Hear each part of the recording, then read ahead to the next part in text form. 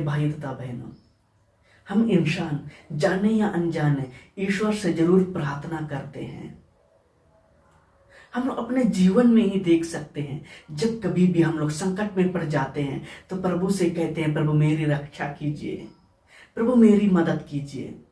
हम लोग देखते हैं परिवारों में जहाँ कुछ लोग एकत्र होते हैं, वहाँ हम लोग देखते हैं अगर कोई हम लोगों से कहता है कि एक छोटी सी प्रार्थना कीजिए, तो हम लोग कहते हैं कि मुझे प्रार्थना करना नहीं आता है। ऐसा हम लोग इसलिए कहते हैं क्योंकि हम लोगों को यह पता नहीं रहता है कि प्रार्थना क्या है, प्रार्थना कैसे करनी चाहिए। प्रार्थना एक प्रकार का वार्तालाप है। जब कोई भी हमारे बहुत करीबी होता है, जब हम किसी से बहुत प्यार करते हैं, और यदि कोई हमारा आध्यात्मिक गुरु होता है, तो उससे हम लोग अपने दुख तकलीफ बताते हैं।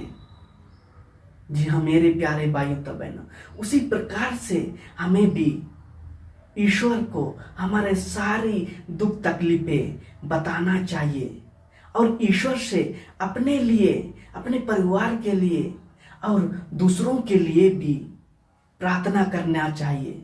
उन सबों की दुख तकलीफों को प्रभु के सामने रखना चाहिए।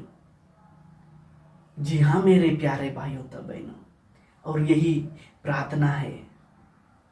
हम लोग अक्सर अपने जीवन में देखते हैं कि जब हम लोग प्रभु से प्रार्थना करते हैं और उसका फल हम लोग को जल्दी नहीं मिलता है, तो हम लोग निराश और हताश हो जाते हैं। हम लोग संत मोनिका के जीवन में देखते हैं कि किस प्रकार से उसने 17 सालों तक अपने पुत्र के मन परिवर्तन के लिए वह निरंतर प्रार्थना करती रही, और फलस्वरूप हम लोग देखते हैं कि किस प्रकार से संत अगस्तीन का जीवन परिवर्तन हो जाता है। जी हाँ मेरे प्यारे भाइयों तथा बहनों, आज के सुसमाचार के माध्यम से प्रभु हम लोगों को निरंतर प्रार्थना करने की आग्रह देते हैं। हम लोग देखते हैं कि एक न्यायकर्ता के जीवन के बारे में कि किस प्रकार से न्यायकर्ता न ईश्वर से डरता था और ना ही किसी की परवाह करता था, लेकिन एक विधवा के लगातार आग्रह करने पर उनका मन परिवर्तन हो जाता है और वह उसे न्याय दिलाता है। जी हाँ मेरे प्यारे भाइयों तथा बहनों, हमारा प्रभु दयालु प्रभु है। अगर हम लोग उससे कुछ मांगते हैं तो वह हमें क्यों प्रदान नहीं करेगा।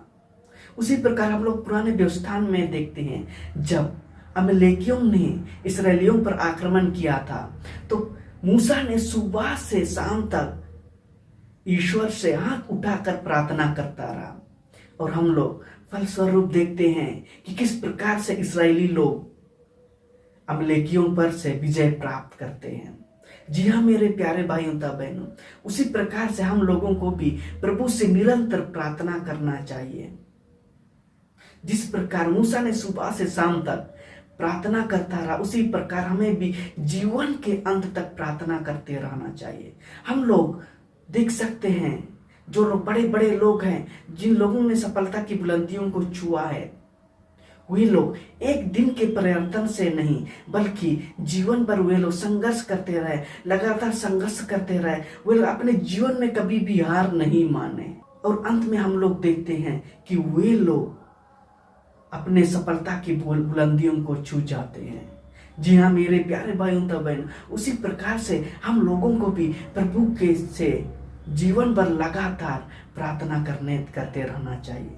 तो मेरे प्यारे भाइयों तथा बहनों, आइए हम लोग भी ईश्वर से निरंतर प्रार्थना करते रहें।